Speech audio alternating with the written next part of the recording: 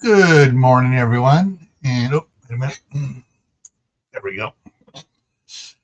How's everyone doing out there? Let's see what we got here. I need to fix one other thing here. A couple things quick here. Boom, get that up there. And yeah. So let's see. So we got here today so far. Looks like we just got Troop 1351, Phelan Clan Wolf, myself making comments. And it says, oh, yeah, we got a lurker out there. So, hey, lurkers. Yeah, lurking's okay, but we ask that you check in at least and just say hi. You don't have to keep on making a lot of comments, but just check in, say hi, hit the thumbs up, and it'll work. All right, so let me bring something else up over here real quick. Bring this to the front. There we go, over here on this side here. Okay, so I'm down here working at the end of chapter 12. And so I got to go back up here to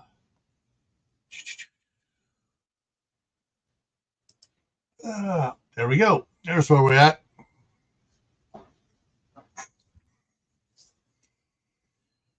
Alrighty, so with this, let me go ahead and unhighlight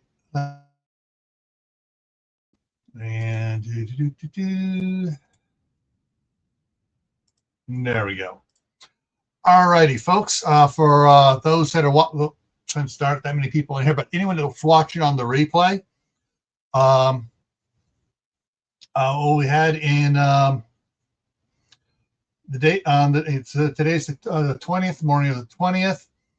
Yesterday on the 19th, up over here, they had a flight of supplies arrive at Jacob Lake from Idaho and from Alaska. A couple of CJ-130 or whatever 130 CJs, whatever, anyway, big cargo planes, and then several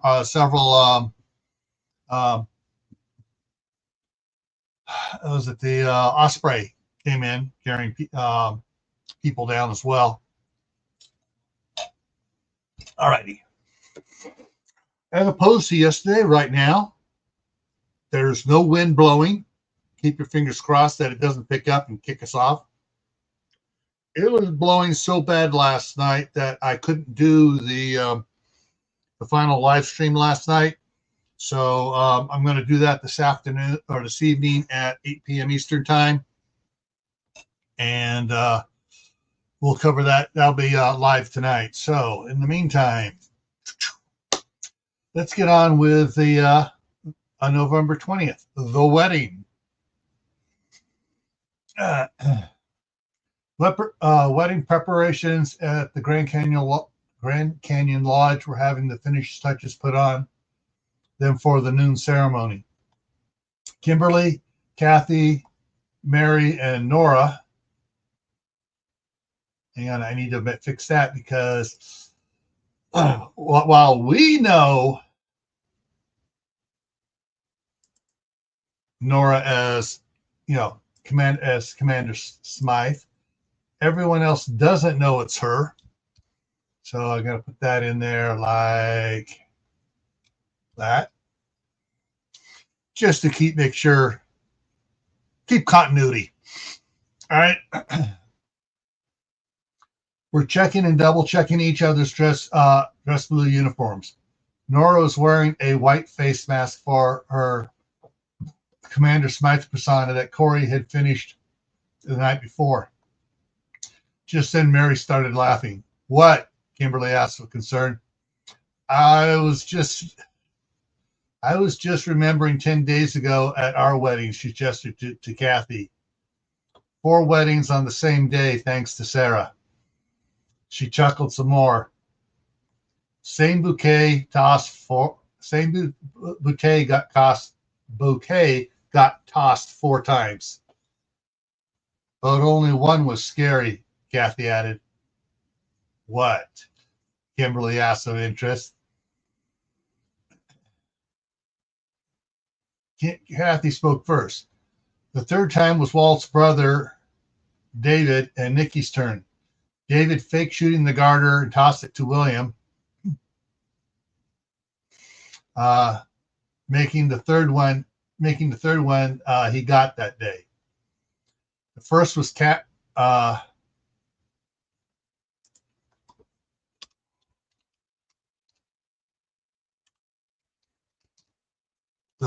Kathy's, and he tucked that one in his shirt. The second and third, he had me put him on his arms, Mary added. Aw, Kimberly said. Then when Nikki did a test throw of one of the tabletop arrangements, Mary took off her shoes and socks and got in a runner stance by Nikki. When Nikki asked, "Are you ready? Are you ready?" This little twerp screams, "Marine Corps!" And all the Marines yelled back, "Hardcore." Half the women retreated from the area. When Nikki threw it, Supermarine here yells, "Ah!" And all but four retreated as she charged across the room. I wish I could have seen that, Kimberly giggled. She was a half step ahead of us as it flew over the first two decoration wires, but its angle brought it to clip on the third wire and stop. Mary saw that and started backpedaling hard. Hang on, I guess that.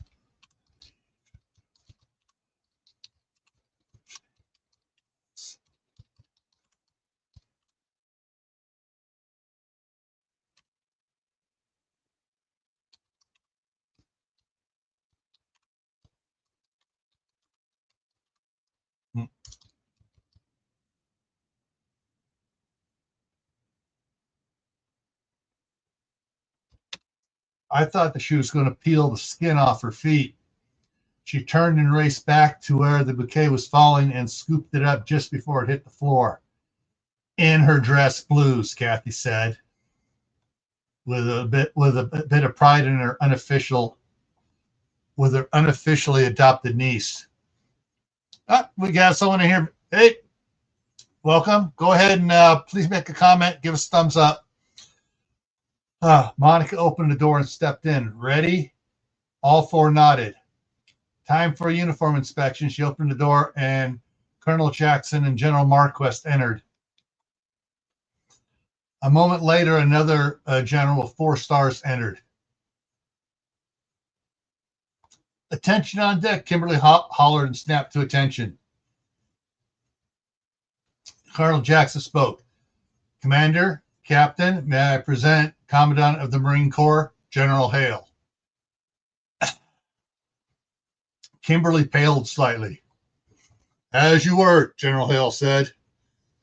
Nora made a little cough behind Kimberly. Oh, Kimberly finally spoke. Forgive me, General, I would like to present my maid of honor. General Hale started the whole step forward. Her Grace Eleanor Mary Elizabeth Smythe, daughter of Duke Anthony Robert Smythe and Lady Jessica Marguerite Windsor Smythe, who is the 4th cousin of King Arthur Philip George and his wife Elizabeth Coburg of Kent. Her Grace is the favorite cousin of their son Edward, the Crown Prince of Wales. General Hale stiffened and then bowed. Your Grace. Eleanor was severely injured in an explosion on the aircraft carrier Prince Richard when a fuel line that was improperly attached to Harry broke loose and caught fire. That is the reason she wears the mask. I understand, he replied. Commander Smythe is the one who broke the code for the Heavens Devil's plans, Mary added. You did your fair share too, figuring out the Nebraska part in just a few seconds, Nora replied in her British accent. Really? General Hale said more than asked as he glanced over at Mary. Come on, get it capitalized. M-A. And it's Shady Hill Homestead in here. Woo, woo, woo.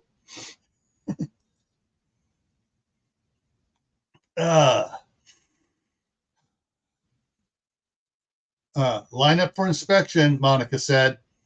Several minutes later, Colonel James Jackson, General Marquis, and General Hale looked at each other and nodded. The tomb guards never looked so good, Jean smiled. Let's get lined. Suddenly, the sound of an approaching MV-22 could be heard getting closer. Oh, crap, what's that? Kimberly asked to no one in particular. Just then, Mary's sat phone chimed. She pulled it out and looked at text. Smiling, she held it out to General Hale. Hawk inbound.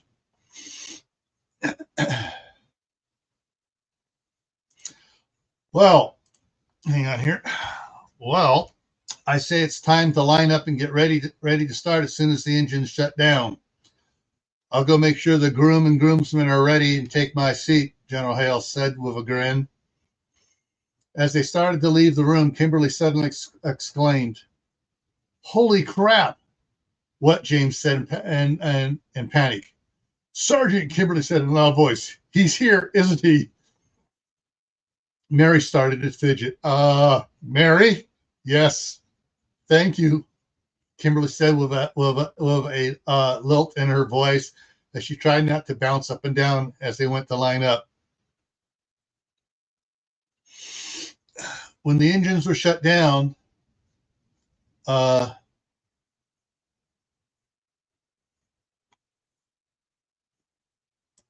going to change this around.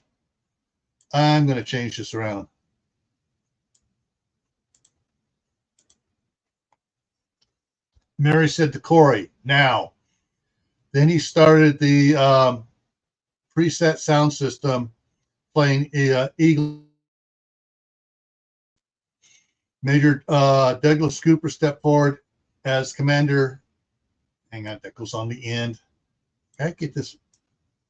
There we go. Trying to keep continuity the way I designate Commander Smythe in here. As Commander Smythe, Nora did likewise.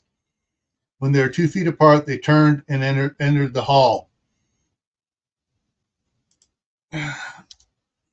After they had taken 10 steps into the hall, Captain Larry Robinson and Sergeant Mary Donaldson Hawks began. Then likewise for Master Sergeant Peyton Grimm and Sergeant Major Kathy Dyer Thomas.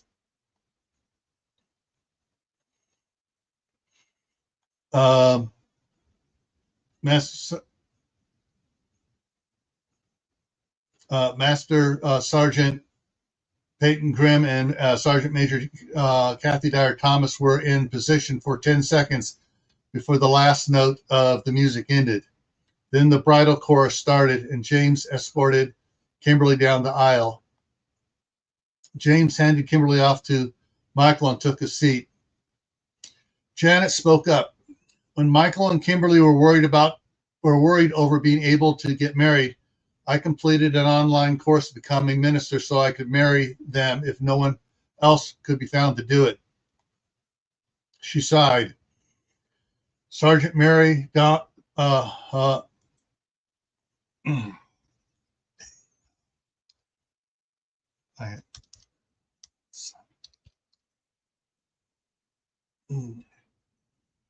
make sure I didn't screw that up here. Yeah, okay. I just boo-booed it there. Sergeant Mary Donaldson Hawks asked a very special friend of hers to officiate this ceremony. In fact, I have been told that he officiated Sergeant Major Kathy Dyer Thomas's and Sergeant Mary Hawks' wedding ceremony on the same day. So I will step down and be a mother while he comes up here to conduct the ceremony.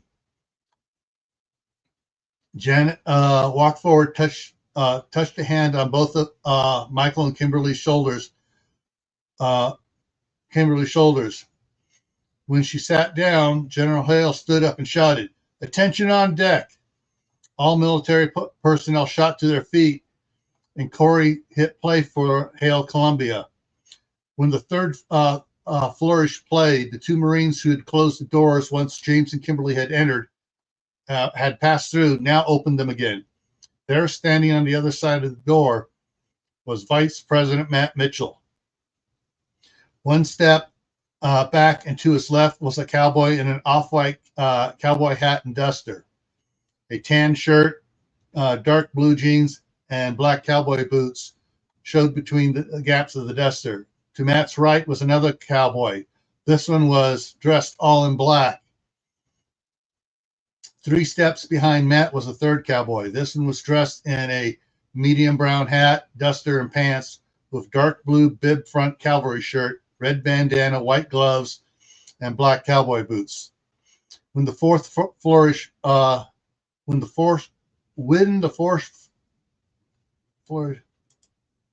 played, E-L-A-Y, played, they started walking as Hail Columbia started playing.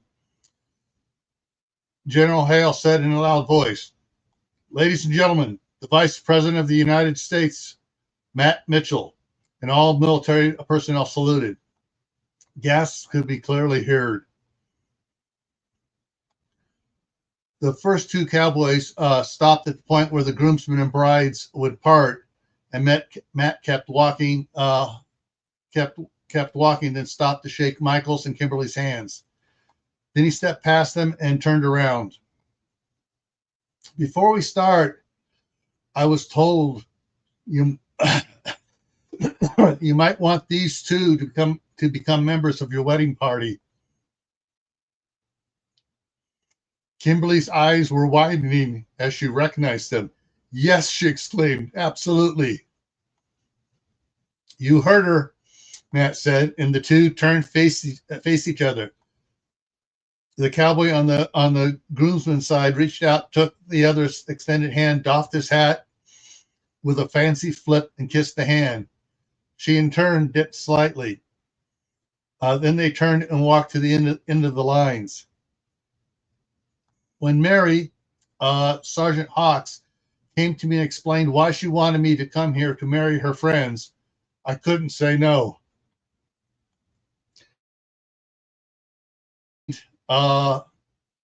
Virgins, and Mary spoke up.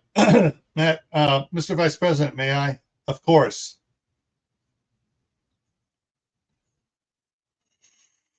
The love story here is that for over 3 years, Michael and Kimberly were very interested in dating, but they both were given misinformation about the other, so neither one acted.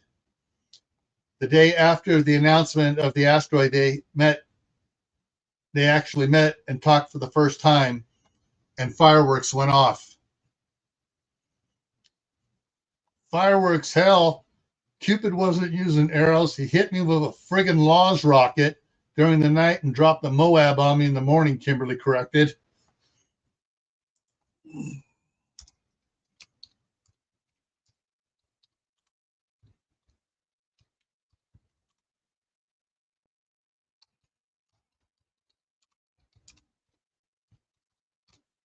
Chuckles echoed through the hall. And the next day, Kimberly proposed to Michael. She gave a half-hearted smile. They set a date 22 months in spite of their. They set a date of 22 months despite their parents. Mothers, Michael and Kimberly said at the same time, because they were at the time, because they at the time didn't believe in love at first talk. But this changed, but in this changing and very stressful new world, old world plans and hopes are not realistic. They changed their plans twice. First, when they were going to get married on the 31st, then they found out that Kimberly's father was not killed in battle, that he was coming back.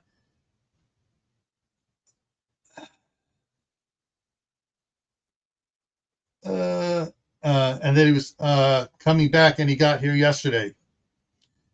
Mary took a deep breath. Me, on the other hand, I couldn't hold out 15 minutes after talking to William before I threw him down and saved a horse. Some chuckles and gasps could be heard. 20 days later, Matt married us. An hour after he married Kathy and JT, she reached back and squeezed Kathy's hand. If anybody deserved to have the vice president marry them, it's these two, not me. And that's why I'm here, love, Matt added quickly. Mary, would you introduce the others, please? Mary stepped out of line and walked up to the lone cowboy in front of everyone. This extremely handsome cowboy, she took his hands in hers, who's the vice president's bodyguard today, is Idaho Ranger William Hawks, my husband. And she kissed him. She breathed out heavily. I am so hate saving a horse tonight. More chuckles and gasps. This other rugged cowboy, she gestured, she said as she walked towards him, is one of Kimberly's heroes, and mine, Michael added, and Michael's. The author of the Milwaukee series and many other novels, former Sheriff of Adams County, Idaho, now Chief Marshal of the U.S. Federal Marshals, Walt Rogers. More than a few gasps of amazement were heard. And over here we have one of the most amazing women I've ever met, and had the pleasure to be trained by. One of mine and Kimberly's heroes and Walt's wife, Sarah Ahern Rogers. Mary stiffened for a second and added, Sarah is the Deputy Chief Marshal for Special Operations of the U.S. Federal Marshals. But that is not why she's our hero. She is known to the Native Americans as the semi-reformed fire demon Lightning Death. A lot more gasps were heard. And Matt married them as well. She finished and stepped back in line. That was another reason I came to bring Michael's and Kimberly's heroes. Now we have delayed this Now that we have delayed this wedding, it's time to get these two married. While Mary was doing the storytelling and introductions, Matt had been reading over the ceremony script that Janet had left for him on the mini podium to the side of his position. He followed it almost verbatim, adding a few personal points. The rings, please. Sure shot, the rings, Kimberly and Michael called out. Suddenly, the green plant arrangement behind Matt came to life. First, a long branch with vines on it moved, and it rose taller. Then part of the, okay, hang on. Then, hang on, I gotta fix this. Oh, shoot. All right, so then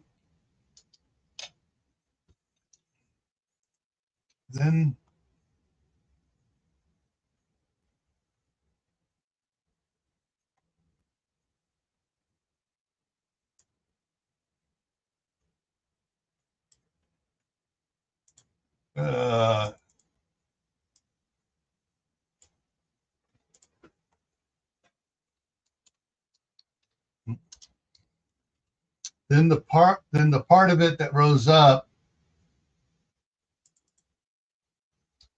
sprouted arms and legs. Next, eyes opened in it, and it slowly walked past Matt, whose brows raised. A green leafy hand held out a 6 by 8 inch gray case. Another hand reached over and opened the case.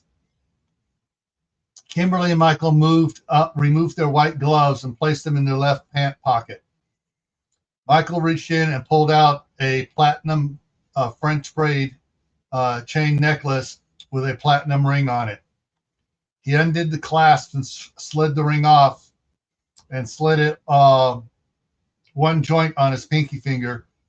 Then he put the necklace around Kimberly's neck and carefully, hang on, I forgot here. Around Kimberly's neck. hooked the CLA, hooked the clasp, and carefully worked the inside of her white of the white blouse of her dress blue uniform. Then took the ring off of his pinky finger and slid it onto her ring finger. May this ring, which is forever endless, stand as a symbol of my love and fidelity for and to you. Kimberly then removed another platinum French braid chain necklace with a platinum ring on it. She repeated the process and made the same vow. Then Michael pulled a small retractable knife from his pants pocket with his right hand and slid it open while he and Kimberly held their left hands together with their ring fingers pointed up, pressed against each other. Michael pricked his ring finger and handed the blade to Kimberly. She pricked her right finger, retracted the blade, and put the knife in her pants pocket as they pressed the wounds together.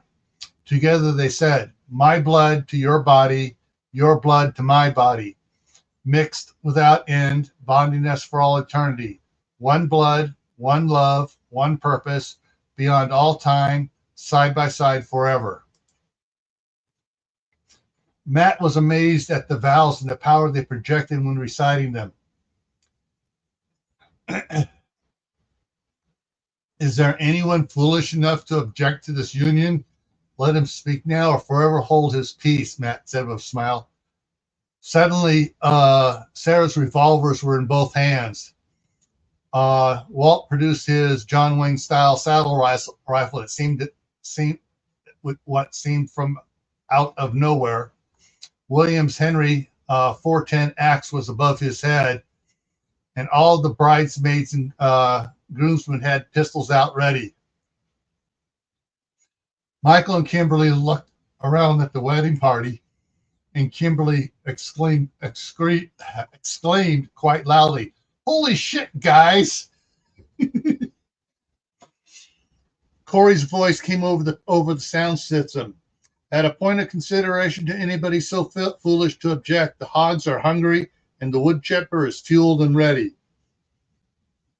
Janet and Monica started laughing so hard they nearly fell out of their chairs. "And without any objection, I now pronounce you husband and wife." He never finished as Michael and Kimberly were kissing. When they finally broke, Matt, that's what's capitalized. Matt said,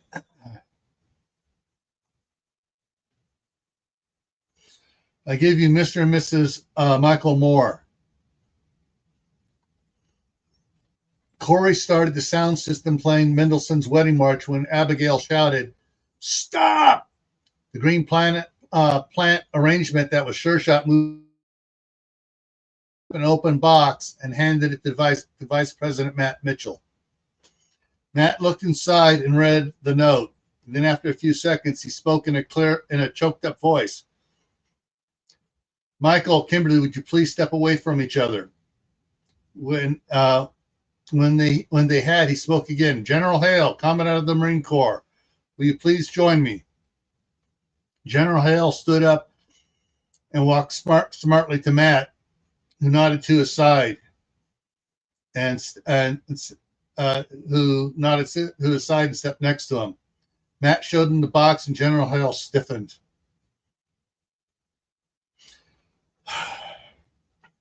Reached in and picked up the note. "Sergeant Major, join us." Kathy quickly stepped over to the other side of Matt and looked in the box.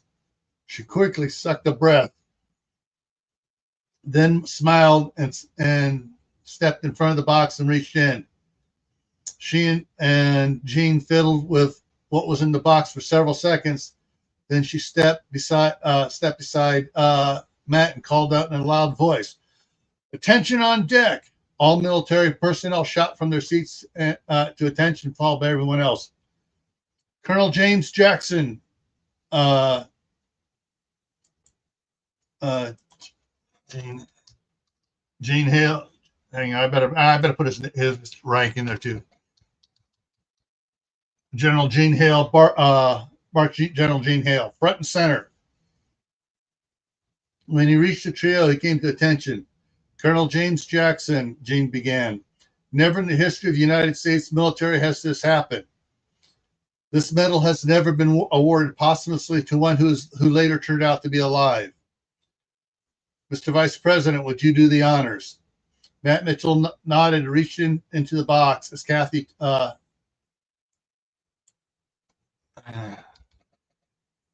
took the box. It is great honor that I, Matt Mitchell, Vice President of these United States, present in the name of the United States Congress to Colonel James Jackson, who, while a member of the United States Marine Corps, distinguished himself conspicuously by gallantry and intrepidity at the risk of his life above and beyond the call of duty. The Congressional Medal of Honor. He lifted the ribbon and medal, stepped forward and placed the ribbon of the medal around James' neck and stepped back and saluted. At this point, all current and former military personnel saluted. Then Matt offered his hand to James, who shook it warmly. Then Gene extended his hand also. Then James saluted, did about face, and walked smartly back to Monica. Then Matt spoke. Michael, Kimberley, he gestured them together and towards the aisle. Corey started the sound system playing Mendelssohn's Wedding March as Michael and Kimberley turned and proceeded to exit. The wedding party will proceed to the reception hall for pictures and the rest of the events, Matt added quickly. Okay. Uh-oh. Oh, and I see the ever famous, it jumped up to 4 again. I love this. I'm watching the numbers right up here on the screen of who's here. And I looked at it, it had dropped down to 4 people. I mean, dropped from 4 down to 2. And I know there's more than 2 people watching. All right.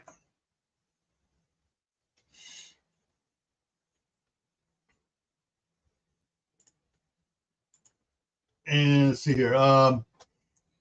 After the pictures were taken, the wedding lunch was served in the dining hall. Michael and Kimberley had changed into Western wear and had taken more pictures, and are now standing with Walt, Sarah, William, and Mary. They were talking between the stream of well-wishers and the curious about who were the heroes of the heroes. Abigail walked slowly towards them. She had changed out of her plant ghillie suit for her dress blue sea uniform with a khaki long-sleeve shirt. Master Sergeant Rybeck had given her 3 marksmanship qualification badges that she had earned for her to wear today. When she got to the group, she focused on Sarah. Hi, I'm Michael's sister, Abigail. Hi, Abigail, Sarah replied. I must say you are the youngest looking Marine I've seen. Observation. Yeah. Hang on, let me fix this. I want to change this a little bit. Yeah. Well, there we go. Well, comma. Colonel Jackson says I keep shooting off my big mouth and I have a lot yet to learn. She sighed. He's probably right. So why are you called Lightning Death? Because in quick draw competitions, they say I'm lightning fast and deadly accurate. Cool. Can you do a demonstration for the SOG back at base? SOG, Sarah asked. And the Special Operation Group, the Reapers. We're the group of recruits that Kimberley and Michael have put together to train. We have 2 years of training ahead of us before we can go in the field, and another year or 2 before becoming Tier 1 operators. Sarah raised her eyebrows, then said, "We'll have to see how things play out." Commander Smythe sat at a table off to the side with Peggy Robinson, Louise Robinson, Harper Robinson, Margot Brighton, Alicia Brighton, and Darla O'Flaherty. They were laughing at the feeble attempts of some of the boys that were part of the group that had set up. They were part of the group that had set up at the. I don't like the way that sounds. I fixed that one.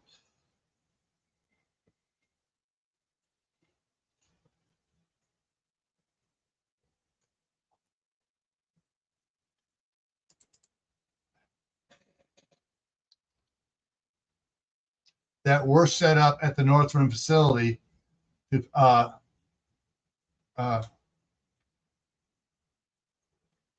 to pick up on them. Benjamin, Janet, James, and Monica sat with Generals Hale and Marquis and Matt Mitchell. Oh, I hear boys coming over. Hang on a second. Let me go deal with boys coming in. I'll be right back.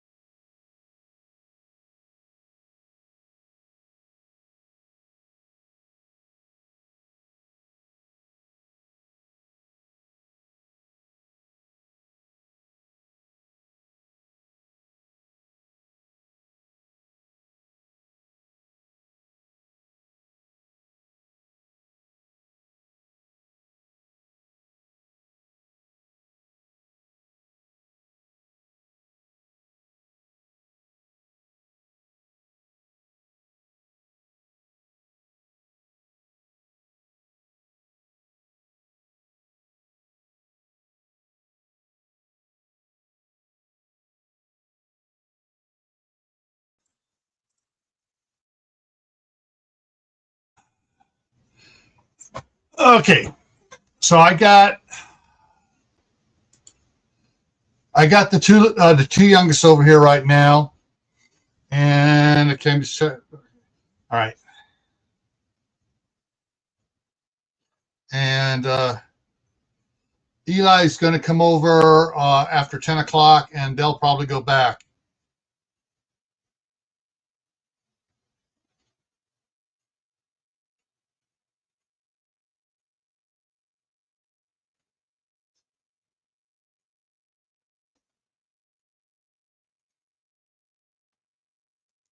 All right, there we go. Checking that out. Okay, so let's get at this and see how far we can get in the next hour and 20 minutes.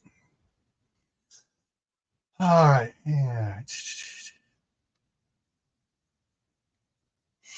All right. Colonel, you have to have Kimberly do one of her martial arts distress exercises. Colonel.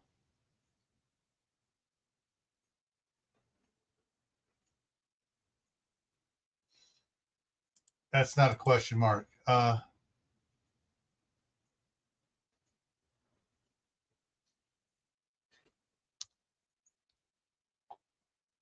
I didn't believe it was possible for anyone to float in the air.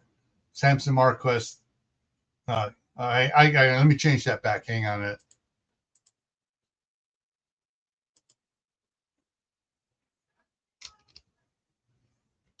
Hang on here. Comma. Can you have? No, I changed. Yeah. Can you have Kimberly do one of her martial arts de-stress exercises with General Hale? I didn't believe it was possible for anyone to float in the air. Samson Marquez asked. What? General Hale exclaimed in disbelief. Yes, for about 10 seconds, Samson Marquez confirmed. She did it for much longer last night at the house, Janet commented. James smiled at what they were saying about his little baby girl. Just then, Seth Myers, the former park superintendent over the North Rim facility of the Grand Canyon National Park, approached him. Good afternoon, Mr. Vice President, General Hale, General Marquez, Colonel and Mrs. Jackson, Mr. and Mrs. Clark. Seth fidgeted nervously. Colonel, could we, for God's sake, spit it out, man, James barked. Yes, sir. Can you get your daughter and son-in-law to put on a demonstration for our youth? I know it's their wedding day, but we know they aren't able to get to Fredonia and Kanab for the lessons they would like to teach them, and they are closer to them than we are. Let's go ask them, James sighed, getting up from the table. Here comes your dad and your dad, Michael said, and Seth Myers. Hey, Dad, she launched herself at him for the umpteenth time and gave him a powerful hug, and he grunted again. Hey, Pumpkin. James held the hug. Mr. Myers was hoping you would consider doing a little martial arts demonstration for the youth and adults, but I'm guessing mainly the youth and young adults. Sure, but only if Sarah can do something too. I'm game if you can find a 12-ounce water bottle or something similar, Sarah said with a smile. I'll find a suitable water bottle, Seth said. We've been using the recreational hall for our classes, and since it's cleared for dancing, and Mary too, Kimberly said, letting go of her dad and finally and took off, pulling Sarah behind her. And we both get left behind, Michael chuckled. Colonel, just so you know, before we found out you were still alive, she tried very hard to honor you. Sometimes all I had to say to give her strength was, you are your father's daughter. He took a deep breath. I need to get something out of the truck for her to use. I'll see you in there. Michael,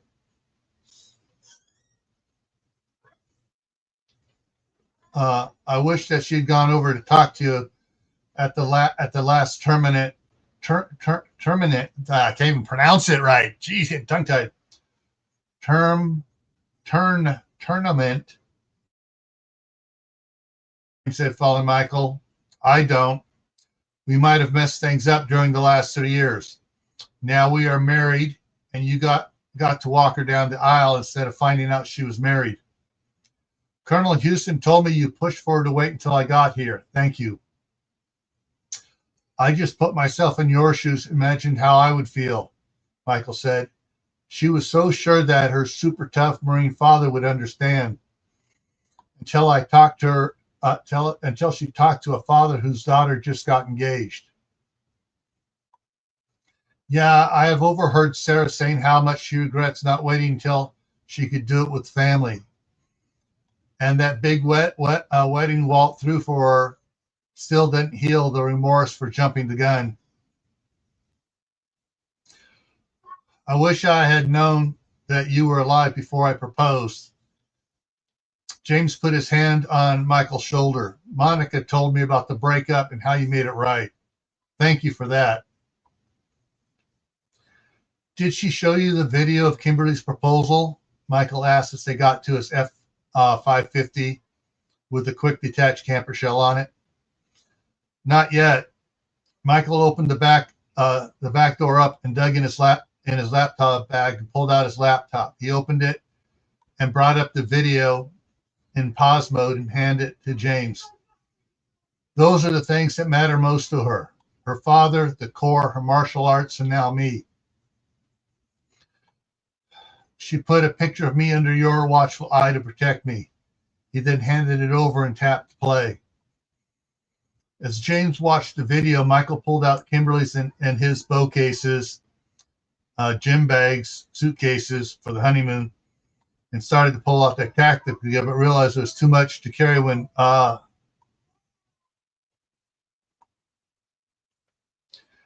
I need to switch this around here. Got to keep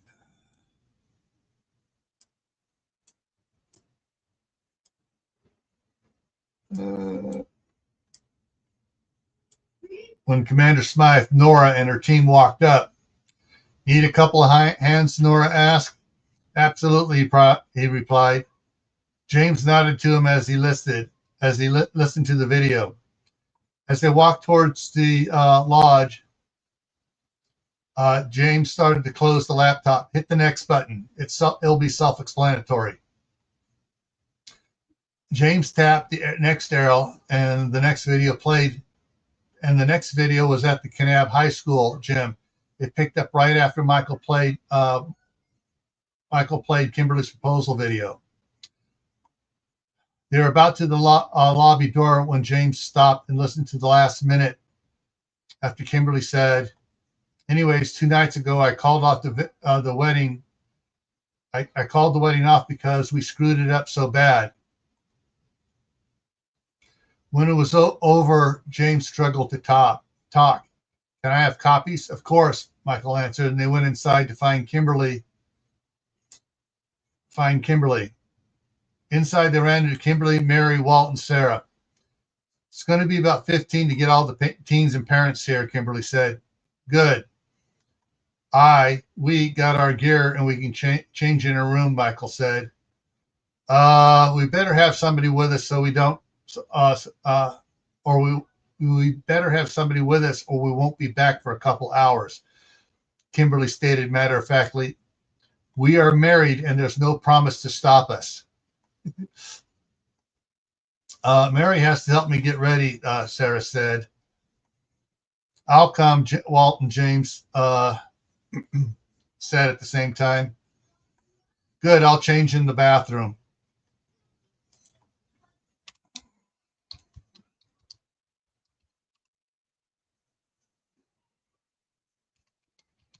Kimberly added. I don't know if you guys can hear it. I can kind of hear it. Those 2 little boys in there are having a blast playing with the Duplos and Legos. Walt whispered to Mary for several seconds and she nodded. Then Mary stepped forward.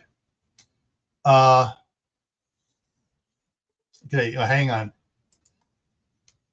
In the what? I gotta go back up and look to see. Remember what?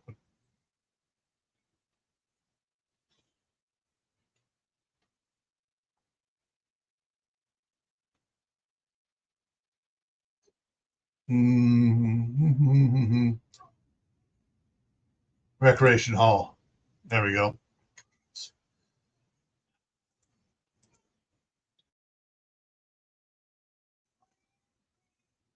In the recreation hall, Walt whispered to Mary for several seconds as she nodded and then stepped forward.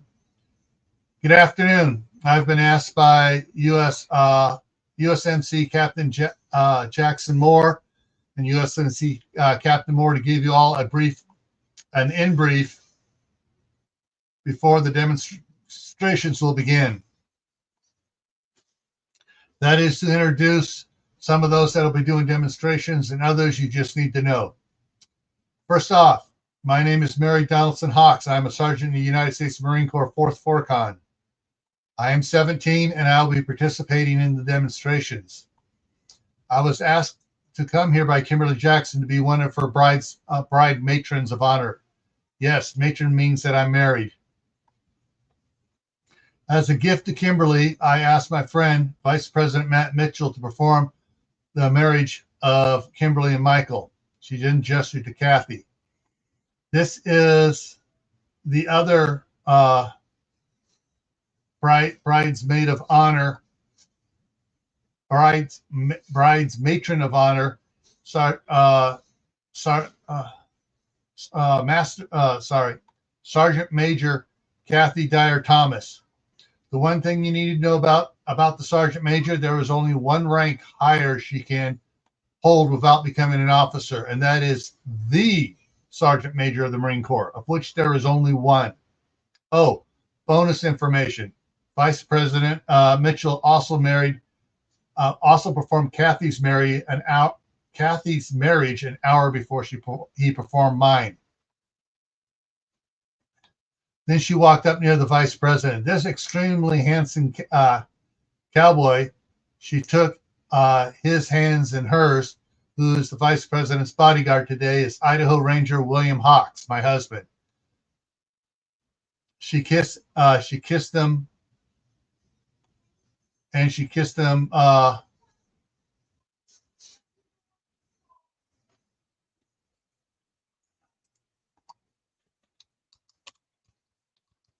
for several seconds. And as she stepped away, she fanned herself with an open hand. Wow, he's also 17. Parents and teens laughed. This other rugged cowboy, she gestured toward Walt, is one of Kimberly's and Michael's heroes. The author of the Tawaki series and many other novels, former sheriff of Adams County, Idaho, and now Chief Marshal of the U.S. Federal Marshals, Walt Rogers. As during the wedding of more than a few guests, as during the wedding ceremony, there were more than a few gasps of astonishment. Next to him in black, we have one of the most amazing women I've ever met and had the pleasure to be trained by. One of mine, Michael's and Kimberly's heroes, and Walt's wife, Sarah Ahern Rogers. Sarah will be doing a demonstration for you. She is also the Chief Deputy Marshal for Special Operations of the Federal Marshals. But that's not why she's our hero. She is also known to the Native Americans as the semi-reformed fire demon Lightning Death. Even more gasps and murmurings. Kimberly finally met Michael just outside the door of the rec hall. They were both wearing their MCZU's tactical gear packs and packs that they wear every morning for their run. Kimberly waved and got Mary's attention, gave her a thumbs up. Mr. Myers, were you able to get that little item we wanted? Right here, Seth said as he walked up and handed her a 16-ounce bottle of water to Mary.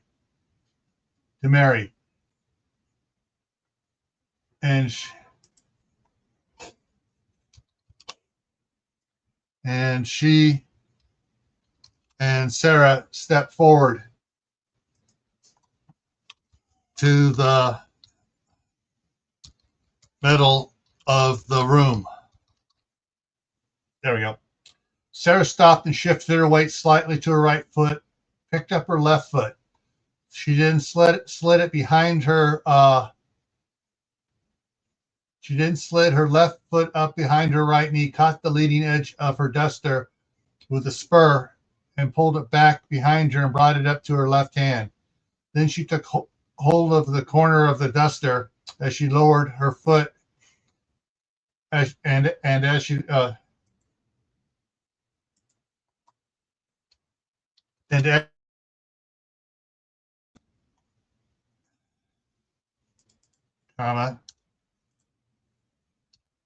brought the corner of the duster up in front of her and tucked it into her gun belt and slid it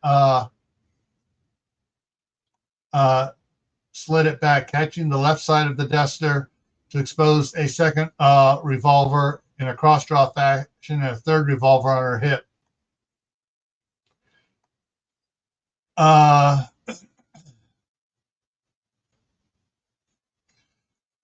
Mary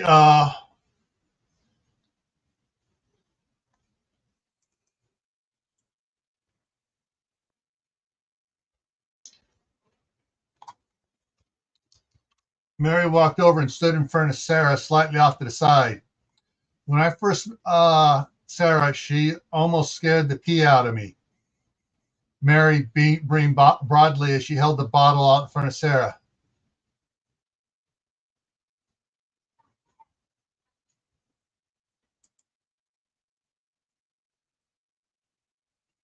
Hang on, let me check. I got to change this here. Got to add some something in here that is missing.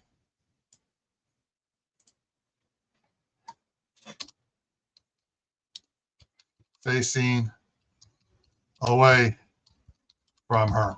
There we go. When I first met Sarah, she almost scared the pee out of me. Mary smiled, being broadly as she held the bottle out in front of Sarah. Mary let go of the bottle and it didn't fall because Sarah's revolver was instantly under it. Everyone gasped. Then the revolver was gone and Sarah's hand was wrapped around the bottle. Yeah, I nearly peed myself when she did that. I have adopted her as the big sister I never had, and she has adopted me into her family. Mary took the water bottle and continued as she gave it back to Seth.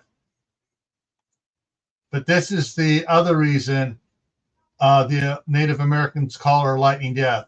Sarah rolled her shoulders and pulled the thin black gloves from her titanium bone gloves, exposing them. One woman gasped loudly and squeaked out, "Look at her hands, they're skeleton hands." "Don't be afraid, she won't harm anyone unless they've done evil," Mary said loudly, barely able to hide her smile. There we go. With one bony finger, Sarah pushed the brim of her hand up so her eyes could be seen. As she lowered the hand, lowered the hand,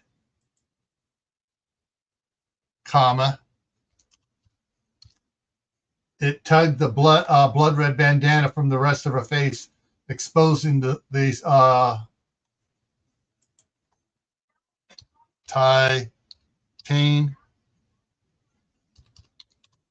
the titanium skull skull head mask.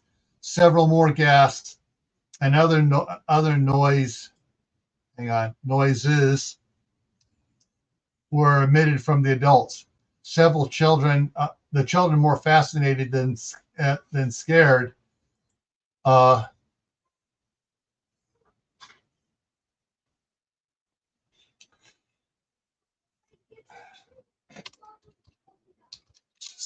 STAR, just stared. Come on. Sarah looked at some of the children and slowly lifted her right hand as if she examined it. A small green flames appeared around her hands and flickered up around the skull mask. Then lightning Sarah, Death, snapped her arms straight out and the flames burst forth like a raging entity as she tilted her head back and to the side, giving out a cackling laugh. Parents jumped in fear and youth giggled in delight. Hang on here. Unless you're on Santa's naughty list, you don't have anything to fear. She walked over and hugged Sarah while the low heat flames were still on. One teenage girl that looked to Mary to be her age stepped forward and held her shaking hand out to Sarah. Sarah took the hand and shook it. Using the voice modulator, Sarah made a light cackling laugh and said in a gravelly voice, "Naughty, but not evil." "Crap!" the girl exclaimed as she spun around, looked at her mother. "Mom, you're right. I've been fooling around with a boy. I'm not telling who he is. Sarah, lightning death. Sarah repeated loudly, "Naughty, not evil. Confused, not evil." She tilted her head. She tilted her head and looked at the mother. "Needs mother love. This one does." Then to the girl.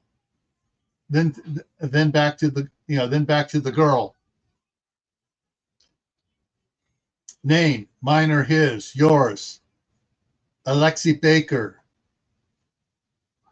Change heart. Make pure again. Take high road." Lightning death rasped in a gravelly voice. "How can I be pure again?" "Talk to Captain Jackson," she said deeper and louder. "Talk to me about what?" Kimberly said as she jogged into the room, followed by Michael. "Talk her," Lightning Death said louder. "Lightning," Kimberly shouted excitedly as she ran to her and hugged her and whispered, "So this is the fire demon." She passed her hands through the flames. "Pure heart, dirty mind," Lightning chuckled quietly. "Hey," Kimberly exclaimed, "I have a reputation to maintain." "Captain, time for me to go," Lightning rasped and clasped her hands and the flames went out. "No, you have to stay and watch," Kimberly said with a smile, then turned to Alexi. "What do we need to talk about?" "Stopping and being pure again." "You can stop totally. No sex, no petting, no kissing. Several of my SOG recruits are engaged to be married. They have stopped." "That sounds so hard." At the recruit meeting in Kanab, one of our recruits said, and I quote, "I'm a recovering slut." And I asked, "What do you mean recovering slut?" And she said, "I have had sex with 14 boys this year." Back on October 5th, I saw the YouTube video of your demonstration from the 4th, and what you said, if you are intimately active, you can stop and promise yourself not to do it until you're married. That's what I did. I stopped, unquote. So, Alexi, you've been fooling around with, how many have you been fooling around with, and what do you call fooling around? Alexi started turning bright red. Then she stepped forward to Kimberly and whispered in her ear. After 30 seconds, she stepped back and looked at the ground. "Heavy petting is not losing your virginity," Kimberly said, with concern in her voice. "Lightning is right. Change your heart. Make yourself pure again. Take the high road."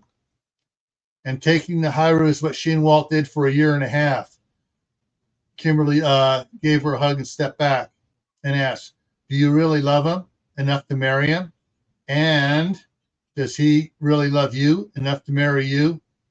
I'm not sure what real love is," Alexi said, suddenly scared about that. "Alexi, we can talk about, hang on, that's a misspelled word there, about what love means and help you decide if you're in love. If you are or aren't, then you need to talk to him," her mother said. Okay, I will, Alexis said as she hurried to her mother and hugged her. But now, Michael said in a loud voice as he swung his backpack off and let it land on a folding table they had asked for. They had asked. They had asked to be set up earlier with a resounding thud. You came to see some demonstrations. These are the packs we run with every morning for 10 miles.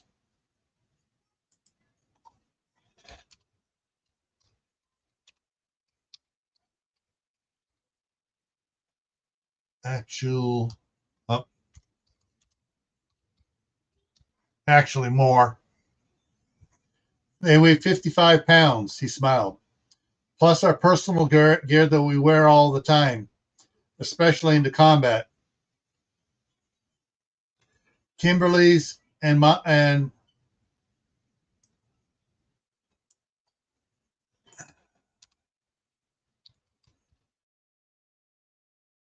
75 pounds.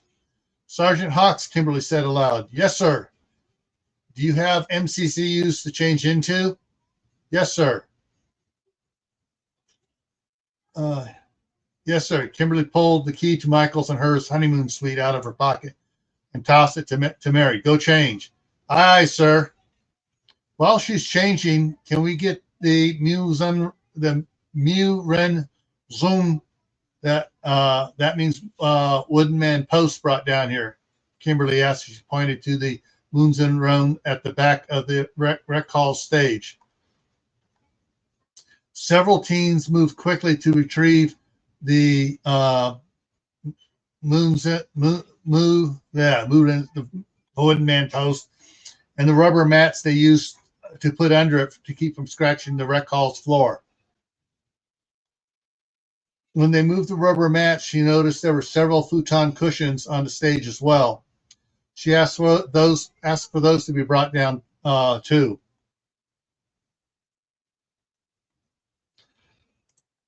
A couple minutes later, Ron Matsky called out, "I'm sorry, I'm late," he said as he entered the rec hall. That's quite all right. We're setting up for several demonstrations, Kimberly replied. I see. He looked at the Mu Run Zen song being set up. I got one of those because I didn't want to damage the floor putting in a makiwara. That's a striking post. We had him at the dojo I was studying at. I had to bring in a Muren Zong because I kept breaking the makiwara.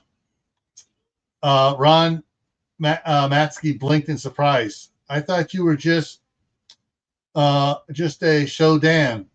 I am. However, I'm a third level instructor of Jeet Kune Do. My master is Diana Lee Inosanto, Bruce Lee's goddaughter. Several murmurs came from the adults. She also trained with Diana's father, Dan Inosanto, and started learning Filipino martial arts, aka arnis. Also shoot wrestling, Krav Maga, Brazilian Jiu-Jitsu, Eskrima, Muay Thai, and Salat. Dan Inosanto was the one who tested her for her first, second, and third third instructor levels. She also trained with Eric Paulson, Salim Asli, Ron Blackie, Brenda King, Nori Nakaroma, Taki Karuma, and Wendy Chung. Commander Smythe Nora called out as she entered the rec hall limping. What else would you expect from Juby Chan, the ninja girl? A couple dozen or so of the teen and preteen girls screeched excitedly, hearing that she was who they suspected she was. Ron Maskey, a Yodan fourth degree black belt, took a step back and looked at Kimberly differently. Thank you, Eleanor. Thank you, Eleanor. Kimberly said in a slightly teasing and sarcastic voice, then realized that Nora was limping. What happened? I tried learning one of your Western style dances called line dancing and had a slight mishap and rolled my ankle, Nora said as she took a seat against the wall. In truth, I stepped on her foot while we were spinning. That caused her ankle to twist, Rick Harden said, handing Nora a towel wrapped bag of ice. Thank you, Rick. And then to Kimberly. Kimberly, I should have listened to your suggestion to bring a change of dress, including shoes, Nora said with a sly wink to Kimberly. Now I won't be able to spar with Master Matsky. She turned her head to Ron. My deepest apologies, sirs. Think nothing of it, Ron replied. Babe, Michael said, catching arrows first.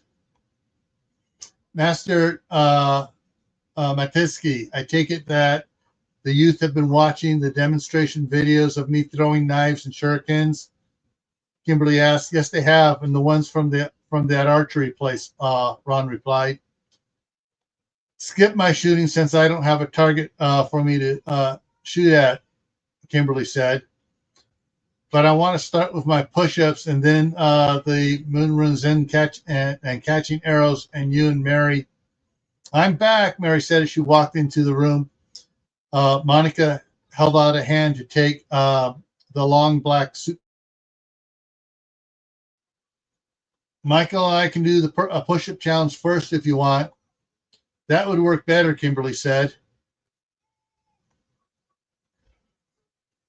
Okay, I'll get it started, Michael said as he stepped to the middle of the hall. Okay, everyone, we're going to continue the demonstration. Sergeant Hawks and I will start off with a simple demonstration of why you need to keep up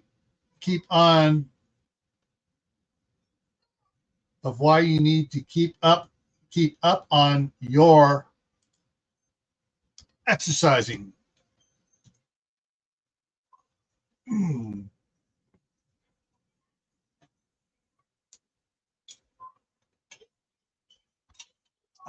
There we go. A couple of months ago, and it's not supposed to be capitalized. A couple of months ago, when Kimberly and I started working out together, I was doing braced handstand push-ups. That is, my feet were against the wall for balance. I did a lot, but I had to use the wall. In 7 weeks of intense balance training with her, I'm doing over 30 freestanding and 10 one-handed. By New Year, she wants me doing over 50 in gear. I'm going to have to start doing mine in battle rattle, Mary said. What's battle rattle? A teenage girl asked. We will show you in a moment exactly. We will show you exactly what it is in a moment. But first, Sergeant Hawks, how long have you been doing handstand push-ups? Kimberly asked. Freestanding, about 1.5 years. Right, I'm so getting my butt whooped. Michael shook his head as he stepped over to the table with his pack on, to the table with his pack on it. This is most of my battle rattle, he said as he began to remove his gear. Tactical vest, 35 pounds. He unsnapped the clips, holding the vest to his body, chucked it off, held it out at shoulder height, and dropped it on the table. When it hit the table with a reverberating thud, eyes began to bulge out. Ballistic plate carrier, 9 pounds. He removed the plate carrier and dropped it next to his vest with a loud thud. Next, he removed his tactical combat holster, setting it gently on the vest. Tactical combat holster with weapon and 4 extra loaded magazines, 7 pounds. Then unbuckled and removed his MCCUU blouse and laid it over the tactical holster. Then he removed his dragon scale body armor and dropped it on the table with a thud. Dragon scale body armor, 27 pounds. Total 78 pounds. That's battle rattle. Michael pointed to the table. Then add the 55-pound pack, and our running total is 128 pounds. Kimberly spoke up. When we started running, we did 7 miles a day without packs. 11 days later, our packs were 25 pounds. By the time the asteroid arrived, our packs were 50 pounds, and we were doing 5 to 10 miles a day. Then we started adding tactical vests and gear, Kimberly added. Now that's where we're at, 128 pounds. She also dropped her pack on the table with a resounding thud. Wow, the teenage girl said, and you started really exercising when? What's your name and age? Kansas Hardin. I'm 16, she answered. Kimberly turned over to her father. My father started me running at 3 as he ran around the backyard playing hard with me. But real exercising started the next year when he started teaching me about the Marine Corps. And the following year got more intense, and every year after that. Kimberly started walking over to her dad. Thank you for everything you did. Your encouragement, your rules. She hugged her father. I love you, Daddy. James' eyes widened when she said Daddy. She hadn't said that since she was 11. I love you too, Pumpkin. His eyes started to moisten. After several seconds, she stepped back with the biggest smile on her with the biggest smile that he'd seen on her since she was a little girl. Okay, Michael, Mary, handstand push-up contest. The smile changed to an evil grin, and she turned around to face him. Sergeant, lose the blouse. Mary unbuttoned her MCCU blouse and laid it on the table next to Michael. Ready, Michael echoed. Hands down, feet up. Kimberly said, when they were in handstands, she said, down, 1, down, 2, down, 3. The crowd joined in on counting. Soon the count was 38, 39, 40, 41. Sorry. Everyone was getting into the challenge. Yesterday, Mary dropped out at 56 against Kimberly, who stopped 3 later. Now it was 56, 57. Both were really starting to struggle. 58, 59. Their arms started to shake and their faces contorted in pain and resolve. 61, 60. Michael, hang on, let me put it on here.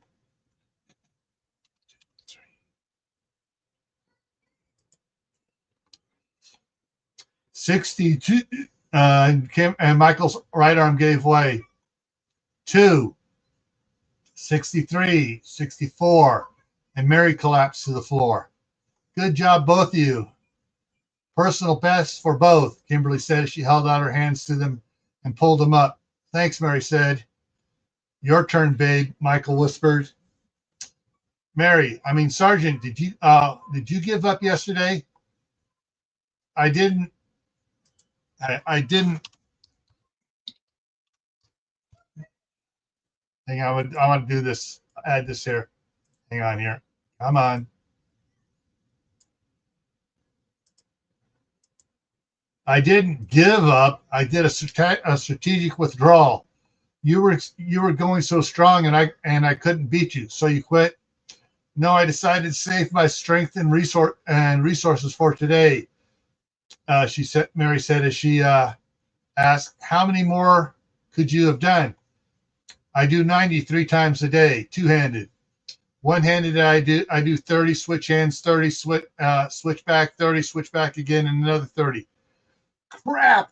Mary exclaimed. Hang on, I want to really put that up there. And I'm 3 months older. Now, one finger handstand, Ron exclaimed as he staggered back in disbelief. I don't believe it. It's true, Michael said. He looked at Michael to say, "Of course you're going to say it's true."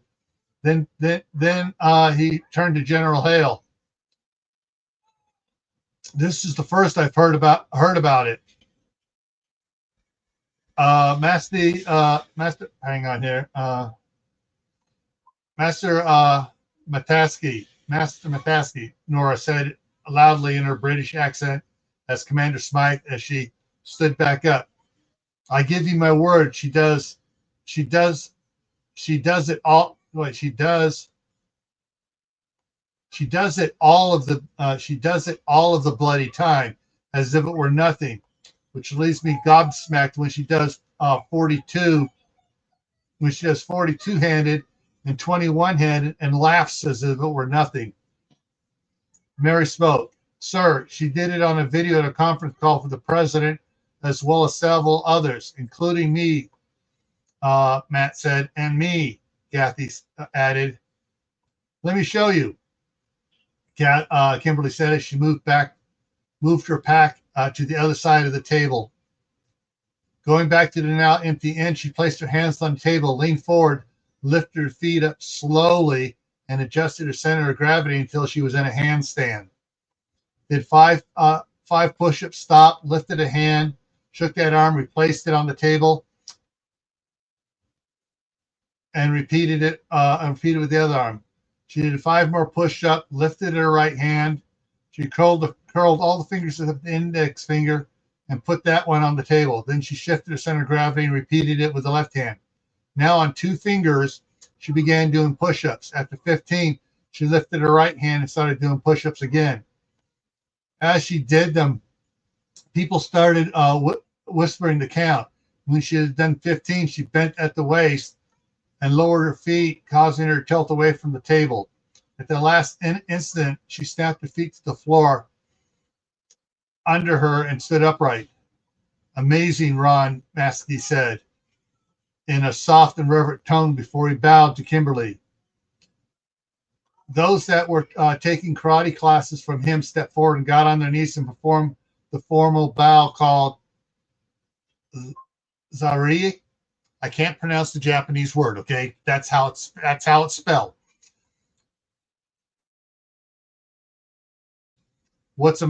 This is what's amazing. "Babe, take off your battle rattle." Gas rolled through the hall as everyone realized she still had 78 pounds of gear on.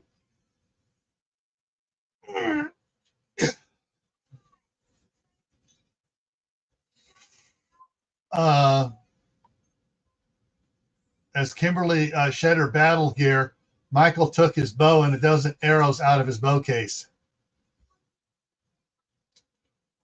As she stood in front of the Mu Ren Zoom, Michael shot 6 arrows and wrapped 6 arrows. Shot 6 and ARROW 6 arrows in rapid fire, then 6 at once. Kimberly caught all of them. Then she turned to the Mu Ren Zoom and began her demonstration routine. She was near the end of her routine when suddenly she stopped and stared hard at it. At the Mu Zoom. "Oh crap," Michael muttered. Hang on. "Oh crap," Michael muttered. "She's pissed." "About what?" Kimberly yelled and kicked the top of the post with such fury that the Moon Zen flipped 1.5 times and landed 12 feet away on the last futon pad. There was a shocked silence in the hall for nearly a minute when General Marquez spoke. "Captain, perhaps you need to do your de-stress exercise now." "No," she drew her answer out. "There's only one thing that'll calm me down now." "Mary, key," was the only word she said. Mary tossed the room key to Kimberly as she ran towards the pack. She hooked an arm through the shoulder straps and hoisted them onto her shoulders and continued running towards the door. Abigail ran out to the table and quickly threw the 2 dragon scales vest on and started to grab the combat belts when Nora, Commander Smythe shouted, "Ladies of Hell, help her!" Harper Lewis and Maggie, Peggy Robinson, aka Famine, Pestilence, and Plague, respectively ran out and grabbed the gear of the rest of Michael and Kimberly's gear, and ran to the door. Dollar Flaherty walked over to Kimberly and held out her hand. "Key, if you want them gone by the time you get there." Kimberly dropped the key in Darla's hand and smiled. "Thank you." Kimberly smiled back. "Remember, no selfie videos," and she took off after the others. "No promises," Kimberly giggled. "Whoa," she exclaimed when Michael scooped her up in his arms and walked towards the door. "You know you're supposed to just carry me over the threshold." "I like carrying you," Michael said with an ear-to-ear grin. As they reached the door, "We'll be back in about an hour." All right. And we are there. Okay. Afternoon. Militia Lieutenant Valerie Kirby heard an alert from the frequency tracking computer that messages were being sent out on from the frequency tracking computer that messages were being tracked, TRAC, and PLI's replies sent out on the main frequencies, IES, main frequencies that Heaven's Devils had been using. When she read the printout, she paled slightly. "Shit," she muttered under her breath. "What is it?" Brian Judd asked as he walked over. He had heard the alert too. "We intercepted Heaven's Devils talking about their travel plans. They are moving and coming here in a couple days," Valerie said as she looked at the printout. Ziva Adar spoke up.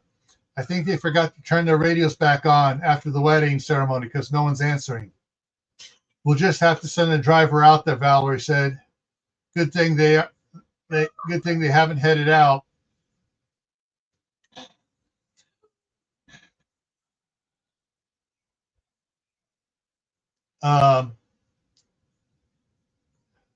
Militia Specialist Billy Jensen called out, "Lieutenant Kirby, Heaven's Devil."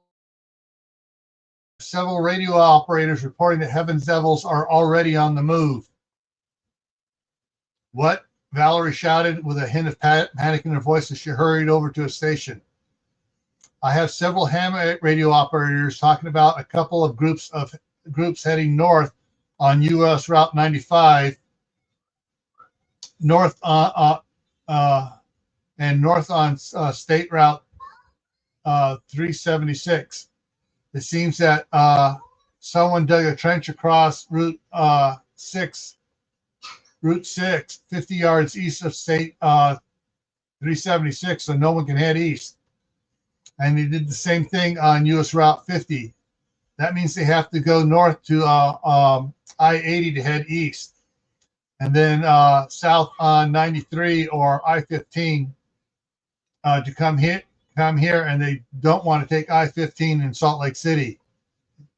Not with them seizing all tankers and food trucks," Valerie agreed. "Ziva, any contact with those at the lodge?" "Negative," she replied. "Rose, go get one of the colonels." "Yes, ma'am."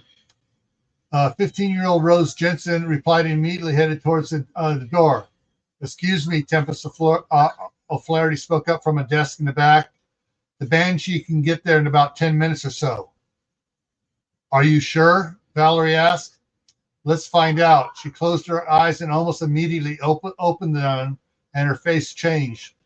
The voice of Tempest McClellan spoke. "We can do it, although we'll both be tired and we'll need to rest a spell before we try to come back." "How tired and how long to rest?"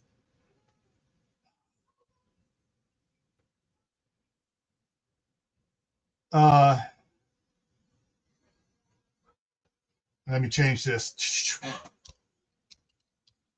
If we fly right there and don't do anything else, we shan't be able to do anything for about an hour or two. Tempest McCunan answered. Okay, but try to keep a low profile as soon as you get there. We don't want to panic those living there. We will try.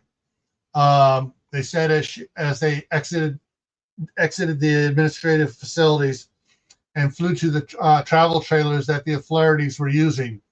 Once there, they donned the garb of the Banshee and flew out to the Grand Canyon Lodge.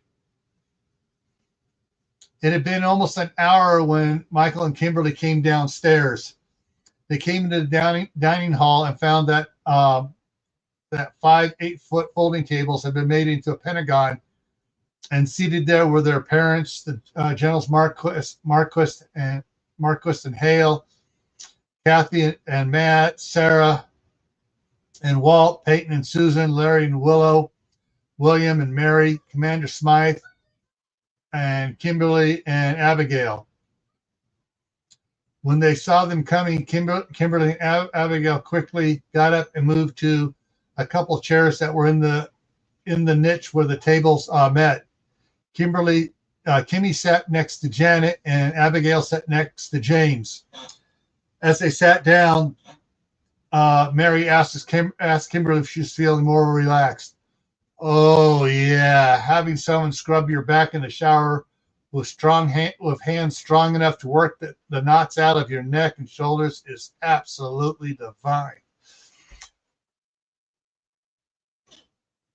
Hang on, I just thought I heard a door close. I need to see who's going out or in. All right, I'll be right back.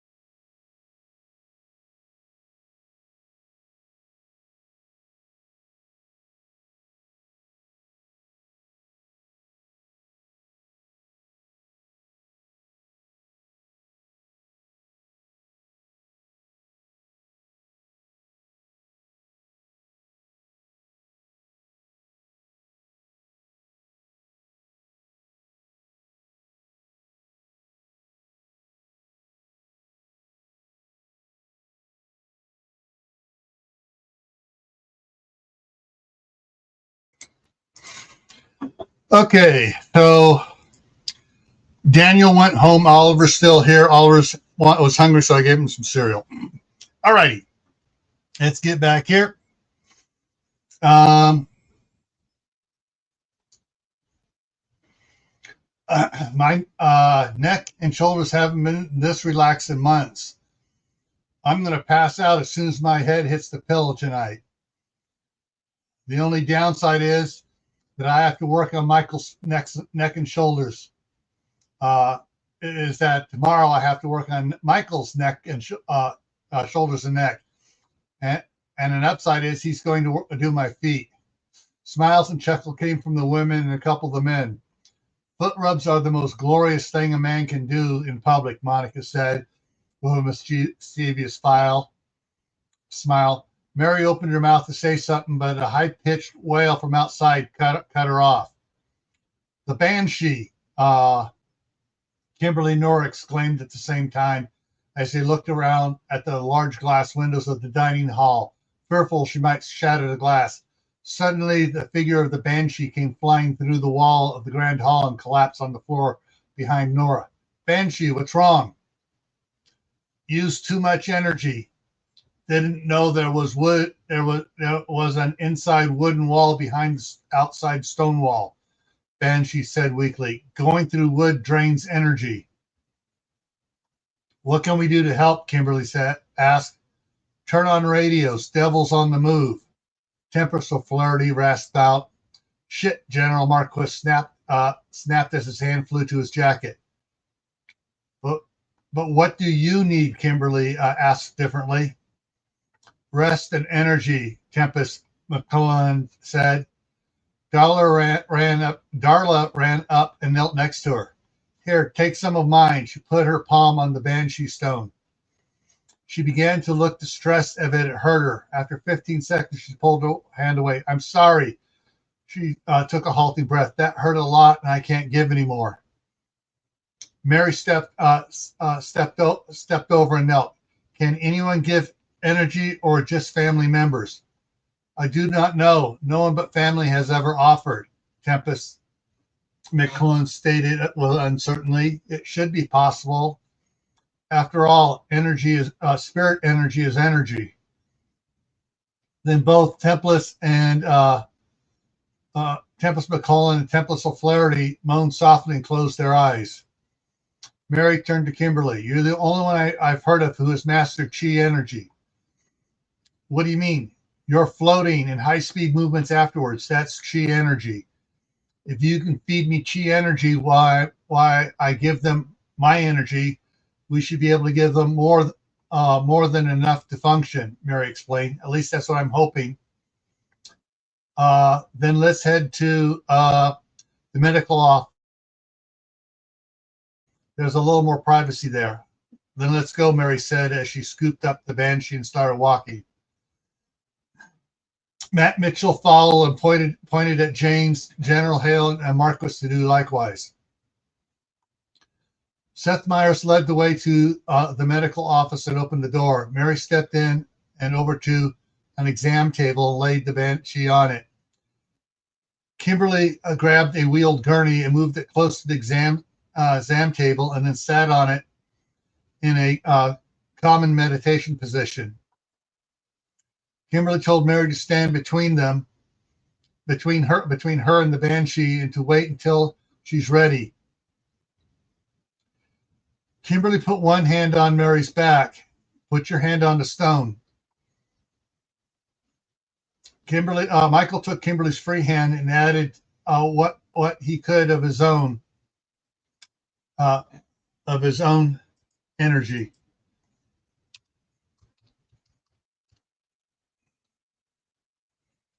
Daddy, can you relax and put your hand on my shoulder?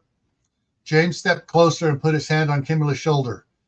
I need another one, Kimberly said softly. Matt Mitchell, Vice President of the United States, stepped forward and put his hand on her other shoulder. Kimberly began to rise from the gurney and hover 4 inches above it.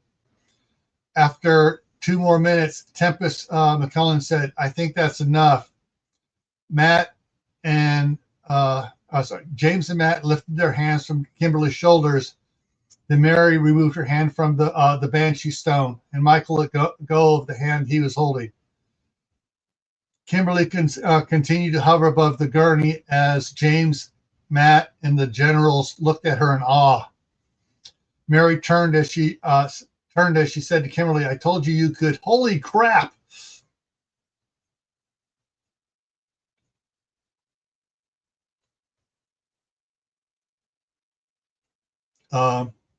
Hang on. I need to change this because I forgot Mary saw her do it the night before.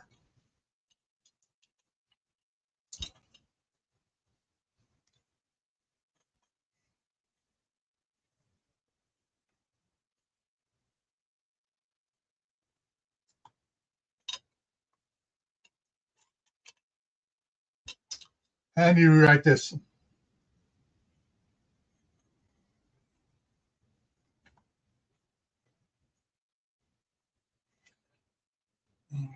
I need to change this here.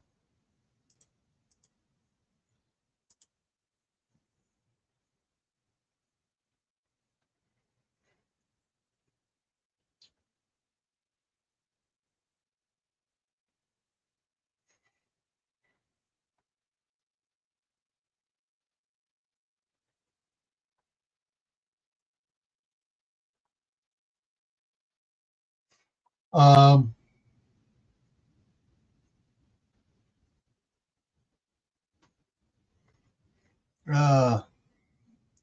change this.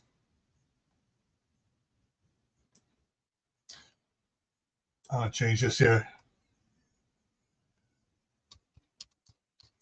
Could do it.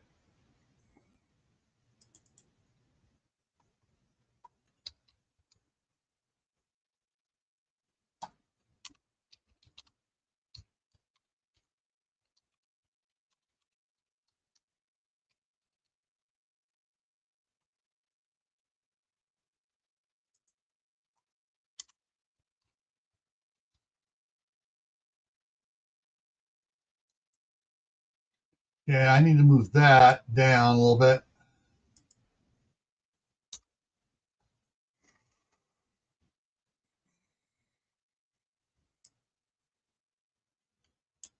Move that up here. Period there. Space. Delete. "You are floating," Tempest of Flaherty gasped as she sat up. They weren't joking. Kimberley slowly lowered back down onto the gurney. General Hale spoke up. "What did you mean that the devils were on the move?" Tempest of Flaherty answered, "We intercepted their movement plan communications. They were supposed to move out in a couple days, but two groups were spotted northbound on US 95. Yes. I want to go home. You want to go home? Yeah. Come here. What? What happened to your mohawk? It's not standing up. It got destroyed. Oh, okay. Go home. I'll be ready in 15 minutes for Eli. All right, so my grandson's going home, and the other one's going to come over about 15 minutes. I got to be done by the time he gets here. So we got two more people in here. Hey, please, subscribe, say hi, hit the thumbs up, check in. All right, we're spotted on northbound 95 and State Route 376. Also passed along was someone dug a trench across US Route 6, 50 yards east of 376, so no one can head east. They did the same thing on US Route 50. That means they have to go north to I-80 to head east, and then south on US Route 93 or I-15 to come here. And Valerie said they really don't want to take I-15 in Salt Lake City.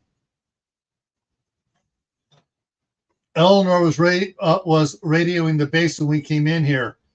Michael said she should have all of the exact details by now. Lead on, General. General Hale said with a smile. They all followed General Sampson Hale out except for Seth, who slid into a chair when they were gone. I saw it, and I still don't believe it, he muttered to himself with a vacant look on his face. When they returned to the dining hall, Commander Smythe had four tables put together in a rectangle, two tables wide and deep. There were several large maps spread out on them. The commander's ladies were marking places on them as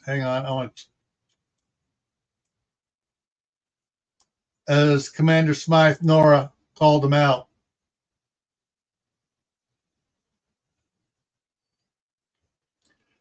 Commander, what's the situation? General Marquis asked.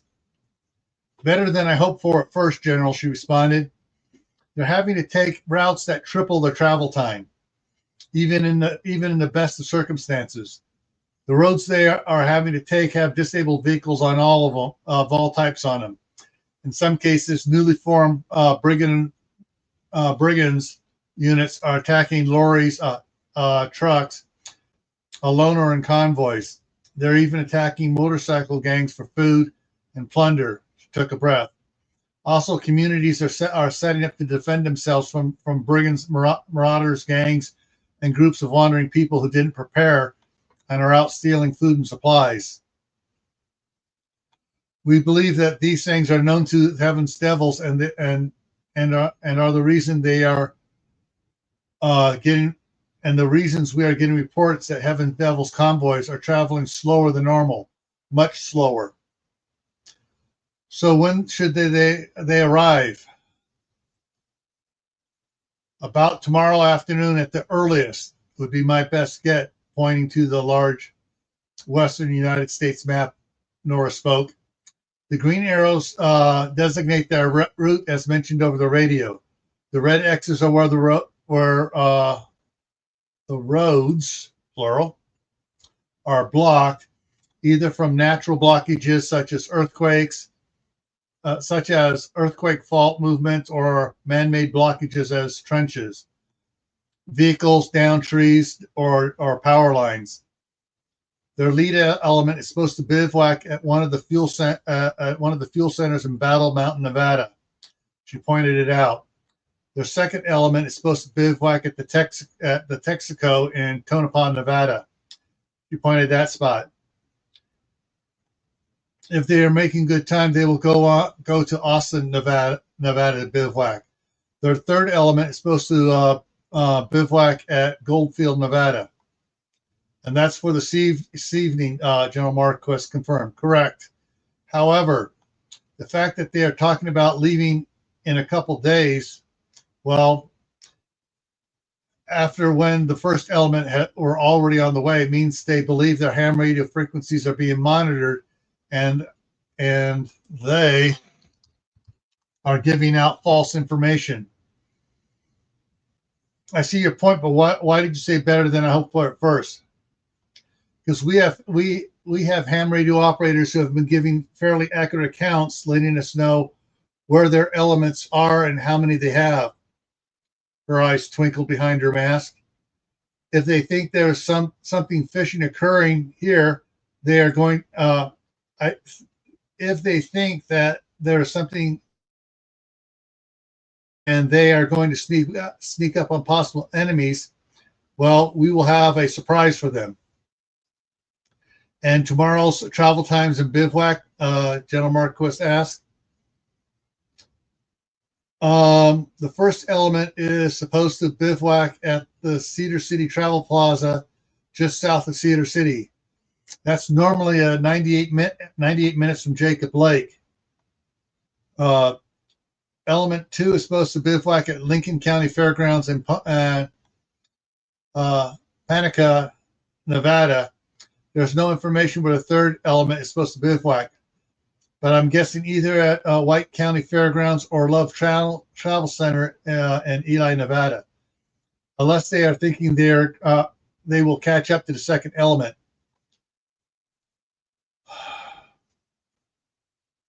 Hang on here. I need to fix this.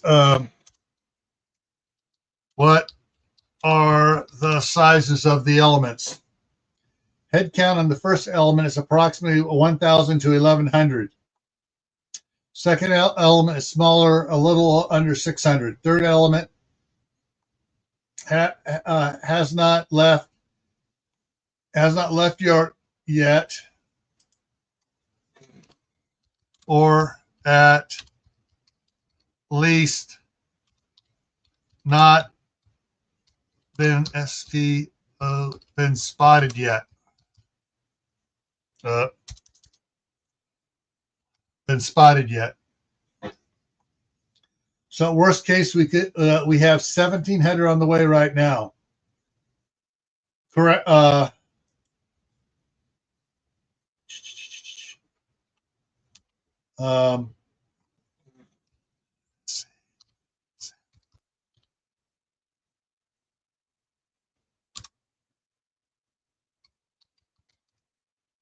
Sampson stated, correct. However, they won't be here until I need to go back and change something up here. 22nd. So this is the 20th. 22nd. So let's go back up to this here. So what about the day after tomorrow?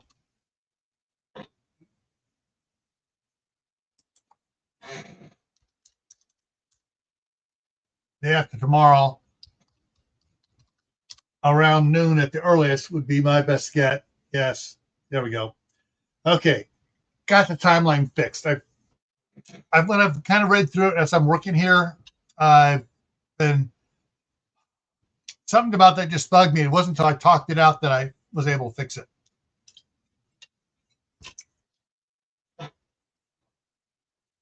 Correct. However, they won't be here until the late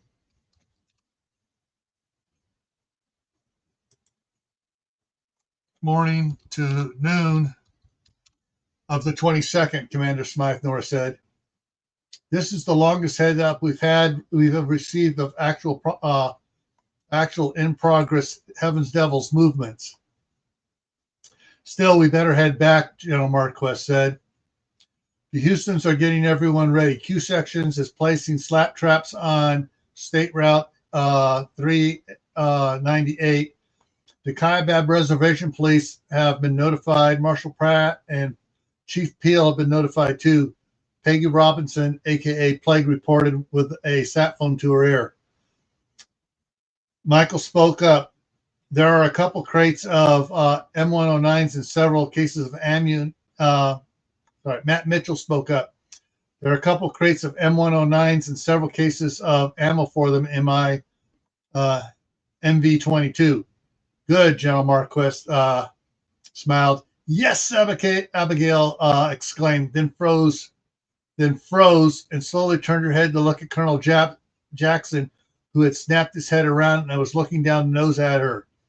She just fell forward into the forward leaning rest position. How many? 50. Aye, aye, sir. And she snapped with a smile and started counting them off as she did them quickly. Now, General Marquez continued, we really should get back to base so we can get a fire team set up with the new M109s and ammunition.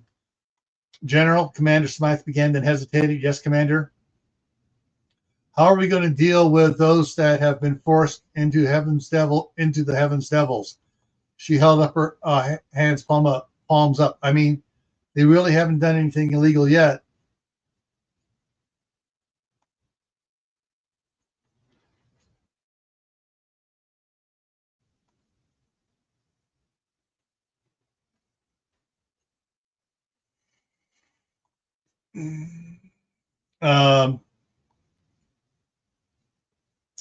I see your point. Abigail stood up and started to open her mouth, but quickly snapped it shut and snapped it shut and DRO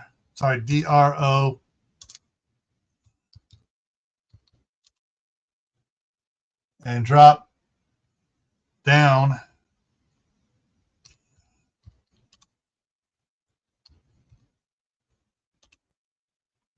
Let's fix this here.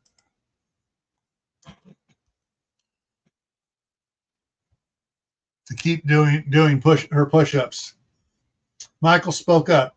If they are starving to death already in Vegas, then they would have died soon anyways. They are now with heaven devils, and we have no way of knowing what crimes they have committed before or since joining them. So we must operate under the fact that they are heaven's devils and are a threat to us and those we are protecting and to the recovery of the country. Meanwhile, off the side, Matt spoke quietly to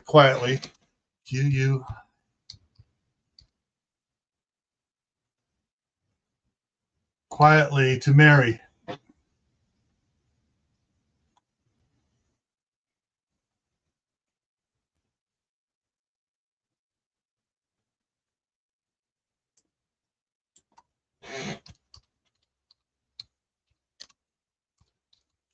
All right, I'll change that to finish off her push-ups. Meanwhile, off to the side, Matt spoke quietly to Mary. Sergeant Hawks, B&W sent you a new HM Drax for you to test the integration with the systems, with the control systems of the latest edition of the V5C, the C2, which came up with General Hale. My new Drax? The new HM Drax, Mary asked. Yeah, somehow they got hold of some F-35. I mean, hang on here. I need to fix this up.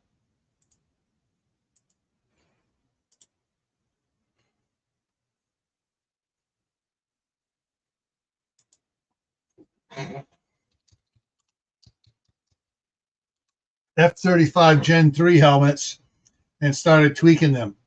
Oh, and we changed your project assignment from corporal punishment, from the corporal punishment project to the new Sergeant Fury project for the new helmet and your promotion. When do I get it? It's in my MV22 with a new linked rifle, 30 millimeter with a 28-inch suppressor on it, Matt said.